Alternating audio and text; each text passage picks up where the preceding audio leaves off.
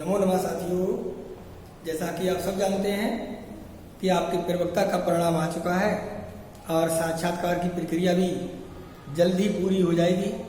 और संस्कृत विषय का जो साक्षात्कार है वो आपके 16 अक्टूबर से प्रारंभ है, तो उसके लिए आवश्यक वीडियो मैं आपको देने का प्रयास कर रहा हूँ। हमने एक वीडियो आपको भेज दिया है जिसमें हमने मृच्छकटिकम जो आपका प्रकरण ग्रंथ है उससे हमने एक छंद आपके लिए प्रस्तुत किया है। आज हम दूसरा छंद लेकर के उपस्थित हैं। जैसा कि आप सब जानते हैं ये आपका अपना चैनल है संस्कृत ज्ञान प्रभा चैनल। इसको आप देखेंगे तो आपके साक्षात्कार में जरूर 50 में 46-45 अंक मिलेंगे, ऐसा हमारा विश्वास है। क्योंकि एक श्लोक आपकी स्वेच्छा पर निर्भर होगा जिसे आप सुनाते हैं और उसी में से आपके प्रश्न उत्तर किए जाते हैं। तो एक छंद का गायन यदि हम सही तरीके से करते हैं तो हमारी समस्त समस्याओं से हमें छुटकारा मिलता है और अवश्य ही प्रभावशाली सिद्ध होता है। आइए देखते हैं। आज हमने शूद्रक विरचितम मृच्छकटिकम से प्रथम अंक से श्लोक 15 लिया है जो शिखरणी छंद में लिखित है। आइए हम लोग शिखरणी छंद को जानते हैं। तो जैसा कि आप लोग जानते हैं ये लिखा है छंदाह शिखरणी। शिखरणी छंद है। इसका लक्षण कैसे पढ़ेंगे आप लोग देखेंगे। इसका लक्षण हम लोग पढ़ते हैं, कैसे पढ़ेंगे। रसैरुद्रैसेन्ना रसैरुद्रैसेन्ना यमन सबलागा शिखरणी।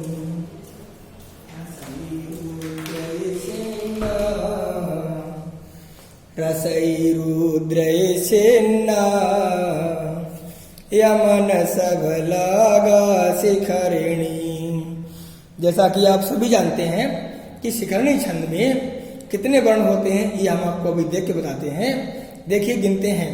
एकम द्वे त्रीणि चत्वारि पंच षट सप्त अष्ट नव दश एकादश द्वादश त्रयोदश चतुर्दश पंचदश षोडश सप्तदश। इसमें साथियों 17 वर्ण होते हैं शिखरणी छंद में। एक बार हम इसे पढ़ने का अभ्यास करते हैं तो गिनेंगे। एकम द्वे त्रीणि चत्वारि पंच षट। तो आप जानते हैं यहाँ पर ना जो लक्षण दिया है आपकी सेवा में रस, तो रसई और रुद्री।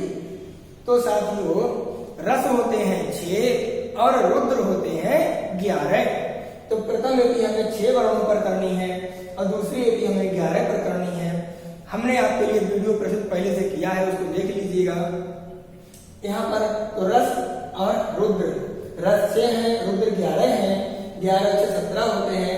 तो यमन सब यगड़ मगड़ नगड़ सगड़ भगड़ लघु और गुरु के क्रम से 17 वर्णों के छंद को शिखरणी छंद कहते हैं। एक बार हम वाचन करवाते हैं आपको, वाचन करिएगा।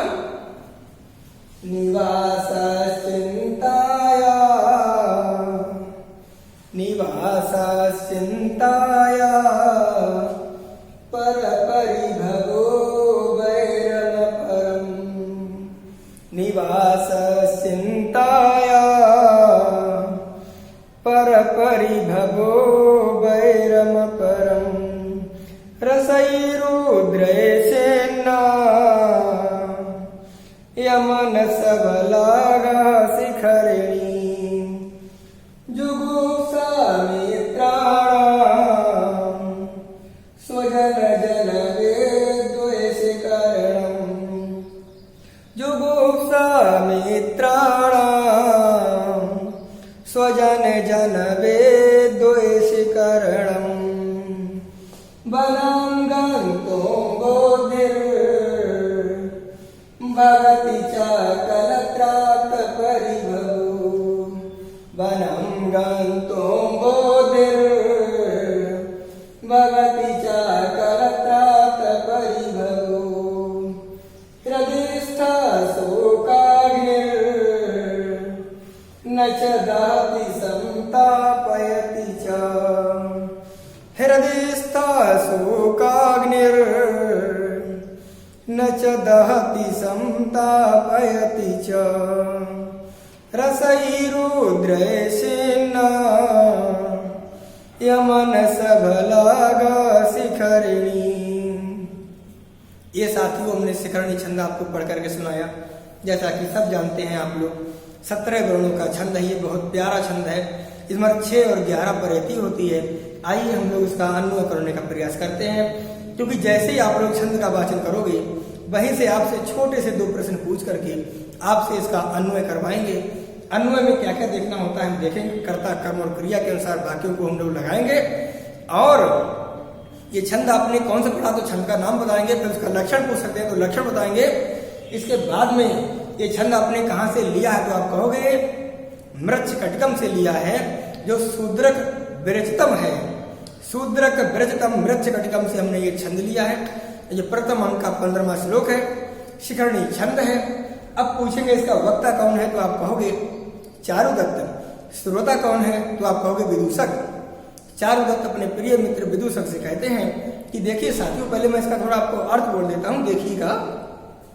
तो लिखा है निवास चिंताया पर परिहो वैरम अपरम।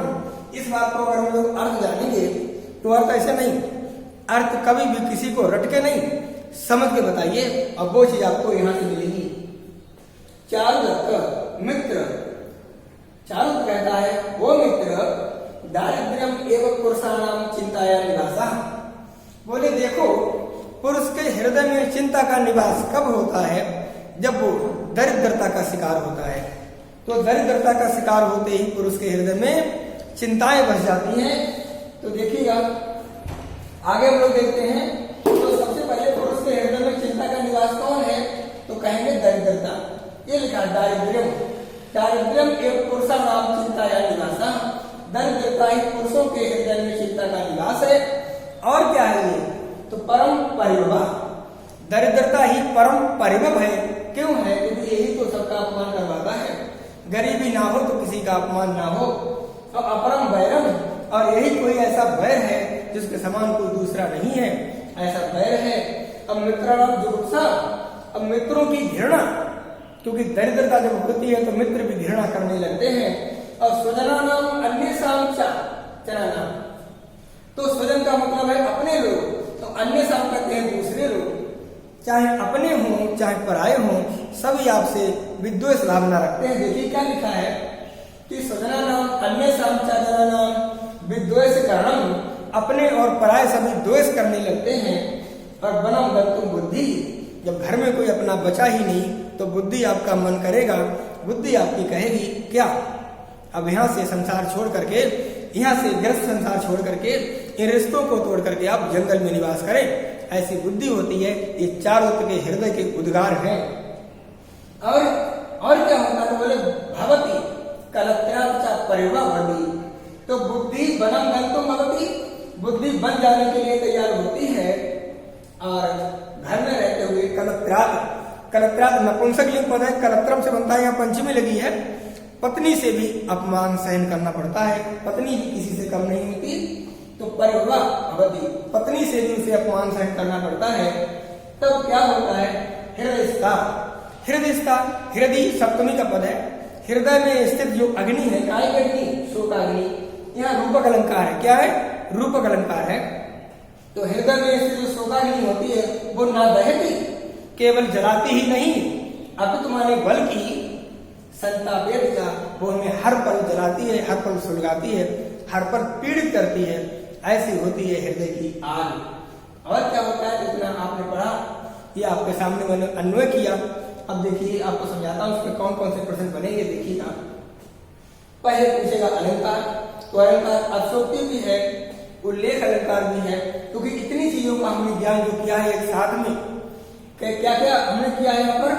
तो परम परिवा, अपरम वैरम, मित्राणाम जुगुप्सा, पुरुषाणाम चिंताया निवासा, स्वजनान्येषाम च, ये सब विद्वेष करणम, ये सब जो है एक साथ में इनका उल्लेख किया गया है, इसीलिए इसमें उल्लेख अलंकार का प्रयोग भी है।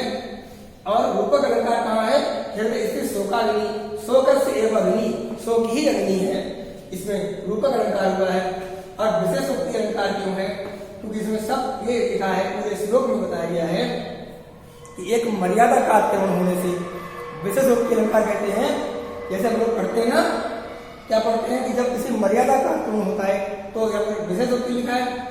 नहीं, विशेषोक्ति अलंकार अतिशयोक्ति होता है। मर्यादा का अतिक्रमण तो अतिशयोक्ति होता है। अब विशेष उक्ति अलंकार में होता है जब एक विशेष रूप से जो कहावत है ये कह दी है तो आगे देखेंगे हम लोग। छंद कौन सा है तो बोले शिखरणी रसई रुद्र छिन्ना, हमने वाचन भी किया है। रसई रुद्र छिन्ना यमन सबलागा शिखरणी निवास चिंताया पर परिभगो वैरम परम जुगुप्सा मित्राणाम स्वजन जन वेद्वेष करणम। और क्या क्या होता है? वनम गंतो बोधिर भवति चाकल त्रात परिभगो। और कुछ होता है? हृदयस्थ शोकाग्निर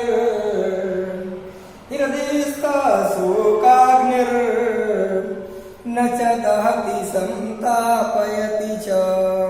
तो हृदय में स्थित जो शोक की अग्नि होती है वो केवल जलाती ही नहीं, केवल तड़पाती ही नहीं, बल्कि आपको भस्म भी कर देती है। तो हम लोग देखेंगे ये वीडियो में पूरा विश्वास है कि आपकी परीक्षा के लिए जो आप साक्षात्कार देंगे उस परीक्षा में आप जरूर पास होंगे, ऐसा हमारा अनुमान है। और केवल पास होने का मतलब नहीं है, आप अच्छे अंक ला करके अपनी जो आपकी कैटेगरी है, जो आपका आरक्षण है या आप सामान्य हैं, किसी भी आप कैटेगरी को हो, आपको अवश्य ही ये सफलता दिलाएगा, ऐसा मेरा मानना है। कोई आवश्यक पद देख लीजिए, जैसे ये बुद्धि पद है, आपसे पूछे बुद्धि पद किस लिंग में है तो आप कहोगे पुल्लिंग में है। एक पद होगा अग्नि, ये अग्नि पद पूछ लेगा किस लिंग में है तो आप ये भी कहोगे पुल्लिंग में है। और बाकी क्या, ये देखिए अपितु लिखा है कहीं, अपितु कहाँ गया? ये लिखा है अपितु, ये अपितु का मतलब बल की है। ये एक जैसे कहते हैं हम लोग अव्यय पद है। तो इतने सब हम लोगों ने एक साथ पढ़े हैं। आपसे इसके राइटर का नाम पूछेगा कि इसका लेखक कौन है तो आप कहेंगे शूद्रक हैं। ये मृच्छकटिका की रचना है, एक प्रकरण ग्रंथ है और प्रकरण एक रूपक का ही भेद होता है। हम आपको रूपक के 10 भेदों का ज्ञान कराने का प्रयास करेंगे। आप सुनिए क्या पढ़ेंगे? रूपक के 10 भेद। नाटक मत प्रकरण भाणम व्यायोग समबकार डिमः। नाटक मत प्रकरण भाणम व्यायोग समबकार डिमः। ईहा मृगांक बीथ्याः प्रहसन मिति रूपकाणि दश। तो आगे हम लोग पढ़ेंगे इसके बारे में और आवश्यक आपको बहुत अच्छे आपको पर डे एक वीडियो दिया करेंगे। और जब तक आपका साक्षात्कार नहीं होता हम आपकी सेवा में सदैव उपस्थित रहेंगे। ये हमारा संस्कृत ज्ञान प्रभा चैनल है, आपकी सेवा में सदैव तत्पर, सदैव समर्पित। और कोई भी आपको किसी विशेष प्रकरण पर अगर वीडियो चाहिए हो तो हमारे कमेंट बॉक्स में हमको जरूर बताएं। चैनल को लाइक, शेयर और सब्सक्राइब जरूर करें। नमो नमः, धन्यवाद।